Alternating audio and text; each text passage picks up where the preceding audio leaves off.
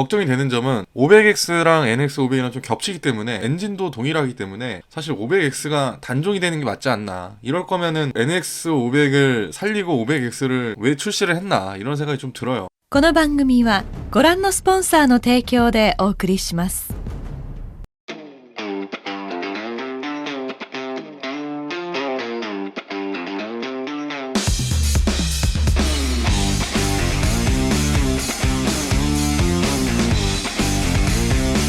영상 한번 보겠습니다.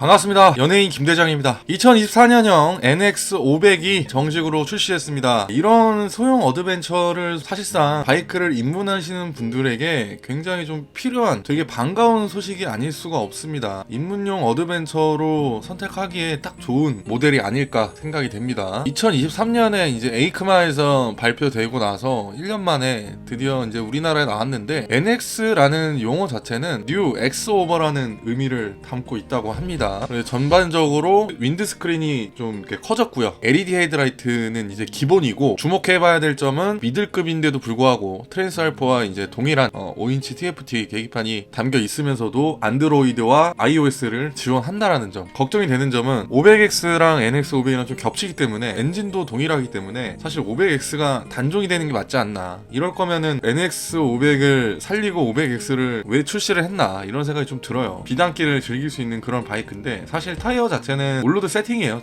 전반적으로 이제 올로드 세팅인데 오프로드의 그런 형상을 좀 많이 따라가고 있죠. 오프로드의 성향을 많이 지니고 있죠. 엔진가드랑 안개등이 옵션이긴 하지만 이렇게 좀 달려 있습니다. 500 엔진 자체가 사실 그 이전에 제가 500X도 좀 경험을 해봤는데 나쁘지 않아요. 병렬 2기통 엔진 토크 나쁘지 않습니다. 초반 토크가 되게 엄청나게 강력하다라고 할 수는 없지만은 도심에서는 좀 부족하지 않은 성능으로 정면에서 봤을 때는 이렇게 좀 날렵한 모습이고요. 신형다운 느낌이 나요. 이게 혼다가 예전에는 이게 헤드라이트를 되게 큼직큼직하게 만들었는데 지금은 이제 약간 좀 바이크 자체에 비해서 좀 컴팩트한 그런 느낌을 좀 주고 있습니다. 윈드스크린도 좀 높죠. 근데 이 모델이 키가 크기 때문에 이 핸들은 조금 낮아 보이는 그런 느낌이 들어요. 다리가 좀 짧은 건가? 네, 상체가 좀 많이 올라와 있습니다. 핸들의 높이가 조금 애매하지 않나. 이런 거 같은 경우에는 좀 키가 크신 분들은 자세가 좀 어정쩡해 보일 수도 있다 라고 느낄 수가 있습니다. 근데 이제 일본 사람들이나 동양인들은 키가 뭐 그렇게 큰 편은 아니기 때문에 포지션은 어떨지는 잘 모르겠지만 핸들의 높이가 어느 정도 좀 적당하게 올라와 줘야 제대로 된 자세가 좀 나오거든요. 옆에서 봤을 때는 높아 보이긴 하는데 약간 좀 애매하죠. NX500의 컬러는 레드, 그 다음에 맷블랙이 있습니다. CB500X에서 가장 좀 핫했던 게 이 그린 컬러가 있었거든요. 근데 이렇게 보니까 또 다르네요. NX500이랑 요 그린 컬러가 되게 좀 돋보였었는데 요 컬러가 좀 저는 마음에 듭니다. 뭐 레드, 맷블랙은 항상 뭐 있는 컬러긴 하지만 어쨌든 NX500의 시그니처 컬러는 화이트인 걸로, 오히려 지금 맷블랙 컬러가 옆에 여기 NX 로고가 좀 사라져서 조금 좀 밋밋한 그런 느낌을 좀 주고 있어요. 여기 리어에도 좀 데칼이 좀 없죠. 조금 밋밋할 수도 있겠다 이렇게 생각을 하는데, 또 깔끔한 거 좋아하시는 분들은 또 이 컬러를 선택하실 수도 있을 것 같아요. 하지만 저는 레드를 제끼고 요 화이트로 구매를 할 것 같습니다. 화이트는 정말 어떠한 복장이나 어떠한 세팅을 해도 다 잘 어울리기 때문에 좀 돋보입니다. 옆에서 봤을 때가 더 입체적이고 뭔가 이렇게 좀 각이 지고 뭔가 이제 동글동글한 디자인보다는 약간 좀 랠리형 디자인을 닮아가는 것 같습니다. 엄청난 기교를 넣지 않으면서도 전체적으로 빵이 커 보이게 이렇게 좀 돼 있어요. 엔진 가드를 달면 이제 옆으로 더 튀어나옵니다. 엔진 가드 달고 또 가방까지 이렇게 달 수 있는 그런 이 널찍한 페어링 카울이 보이죠. 디자인도 뭐 이 정도면 훌륭하지 않나. 레드는 솔직히 좀 정이 안 가요. 근데 안개등이 너무 이쁘네. 안개등 디자인이 이쁘죠? 되게 괜찮은 것 같습니다. 아마 다 NX500 전용 안개등이겠죠. 41mm 도립식 프론트 포크가 채용이 됐습니다. 도립식은 뭐 말할 것도 없죠. 승차감을 고려해서 이렇게 한 건데 더블 디스크를 또 채용을 했습니다. 전체적인 무게에서 어느 정도 기여를 하겠지만 잘 모르겠습니다. 네, 여전히 이제 스윙감 디자인은 무난합니다. 그리고 올 LED 라이트로 이렇게 돼 있고, 그냥 프론트랑 이제 재밌는 거는 프론트랑 리어랑 모양이 비슷해요. 네, 얘를 이제 거꾸로 이렇게 뒤집어 놓으면 이제 리어가 이제 이렇게 나오는 것 같은데, 약간 좀 아프리카 트윈은 너무 각져가지고 네모냈는데 얘는 좀 올라가 있습니다. 그나마 이제 조금 스포티한 그런 느낌을 좀 주고 있는 것 같아요. 야간에 또 시인성을 또 생각하는 이런 디자인. 보시면은 이 방향지등의 위치도 안쪽으로 이제 홈이 파이면서 여기 안에 또 기가 막히게 좀 들어가 있습니다. 그래서 인도 주행을 하다가 바이크가 전도되었을 때도 방향지등이 이제 밖으로 튀어나와 있다라고 하면은 얘만 이렇게 똑 부러질 텐데 거의 부러질 거를 또 생각을 해서 이렇게 안쪽으로 이렇게 매립을 해놨단 말이에요. 그래서 이런 디자인도 되게 멋있는 것 같고 좀 존재감이 더 드러나는 그런 디자인이고, 정면에서 보면 좀 윙넷 같은 느낌이에요. 옆에가 이제 윙넷 좀 되어 있는 그런 느낌인데 위아래를 컬러를 동일하게 했다라고 하면은 둔해 보일 텐데, 위에는 또 화이트고 밑에는 또 무광으로 이렇게 센스 있게 해놔서 면분할을 또 기가 막히게 좀 해놔서 멋있다. 예, 이번에 좀 나온 신형 느낌이 난다. 엄청 과감하진 않아요. 되게 과감한 디자인은 아닌데 동글동글하면서도 튀어나올 때 튀어나오고 들어갈 때 들어가고, 라인을 되게 중요시하는 페어링 카울에 맞게끔 이렇게 투박하지 않고 뭔가 밋밋하지 않으면서도 잘 어울리는 그런 디자인이 나와 있고, 여기 위쪽에는 이제 순정으로 내비게이션을 올릴 수 있는 이 바도 이렇게 센스 있게 나와 있죠. 19인치 프런트 타이어 및 CB500도 타이어가 이제 커졌고, 이제 NX500 같은 경우에도 직진 안정성이 확보가 되죠. 직진 안정성이 확보가 되고, 그리고 어시스트 슬리퍼 클러치, 네, 기어 변속에 대한 그런 피로도를 좀 줄여놨다라고 보시면 되고, 이 슬리퍼 클러치가 없으면 아무래도 계속해서 기어 변속을 하거나 차량이 막히는 구간에서 피로할 수도 있는데, 피로도를 상당히 좀 낮춰놨다라는 게 부드러운 기어 변속을 좀 기대를 해볼 수가 있겠습니다. 오히려 DCT를 좋아하시는 분들도 있겠지만 좀 지루할 수도 있거든요. 기어 변속을 또 선호하시는 분들도 많아요. 그래서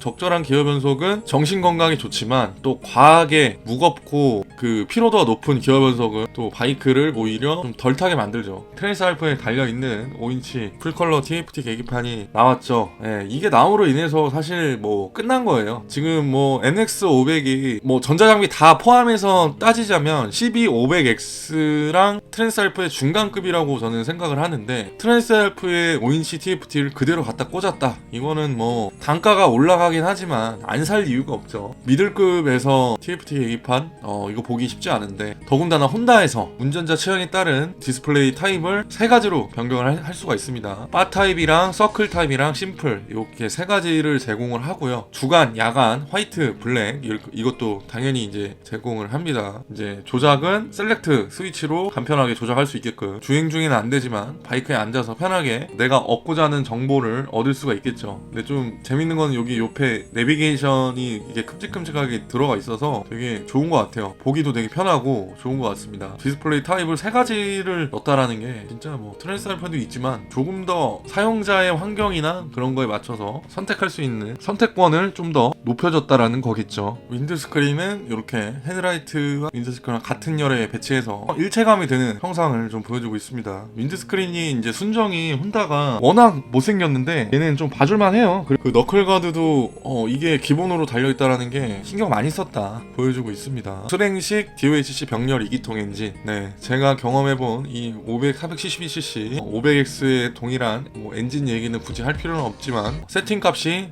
조금 다르다고 합니다. 저속이나 이제 중속에서 좀 느낄 수 있는 그런 재미는 확실히 좀 가져갈 수 있는 그런 세팅인 것 같아요. 저중속에서는 좀 안정적으로 탈 수 있는 그런 세팅이고, 고속으로 가면 갈수록 좀 진동이 좀 사라지긴 하지만 약간 제가 느꼈을 때는 좀 진동이 올라와요. 병렬 2기통 엔진인데 진동이 조금 아쉽다라고 해야 되나? 그거 말고는 딱히 연비도 괜찮고 되게 나쁘지 않은 것 같아요. 혼다가 정말 이 엔진을 한번 만들어가지고 잘 우려먹는데 괜찮은 것 같습니다. 연비가 무려 41.1인데 30 중반으로 보고 있습니다. 30 밑으로는 잘 안 떨어질 것 같아요. 그리고 연비도 상당히 좀 뛰어난 그런 미들급 어드벤처가 탄생하지 않았나. 그 제일 중요한 이제 가격이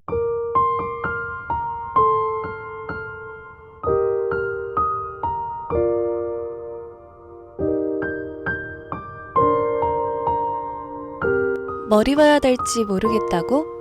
모토플러스로 와. 918만원이요. 네, 918만원이면 나쁘지 않다. 네, 이 정도면은 뭐 나쁘지 않다. 내가 봤을 때는 918?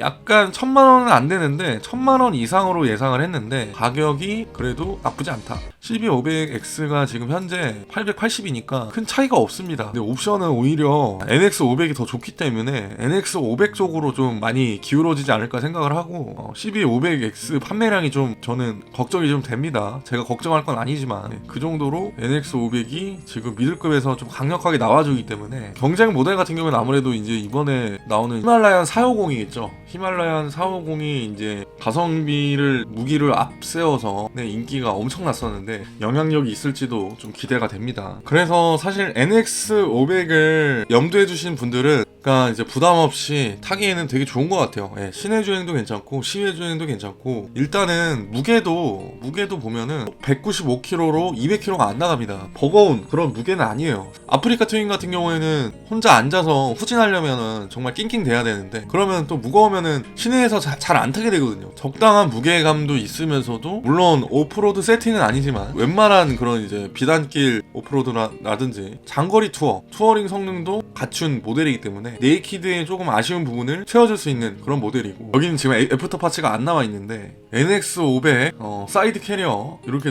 전용으로 나와 있죠. 근데 이게 뭐 혼다에서 어떻게 뭐 수입이 될지는 모르겠지만 어쨌든 이제 순정 사이드 캐리어는 잘 사용을 하지 않는다. 용량도 좀 애매하고 잘 안 쓰기 때문에 이런 파츠들도 분명히 이제 구비를 해놓겠죠. 혼다에서. 오늘은 NX500에 대해서 한번 살펴봤습니다. 정말 반가운 모델이 아닌가 싶고 제 영상이 도움이 되셨다면 좋아요 한 번씩만 부탁드리겠습니다.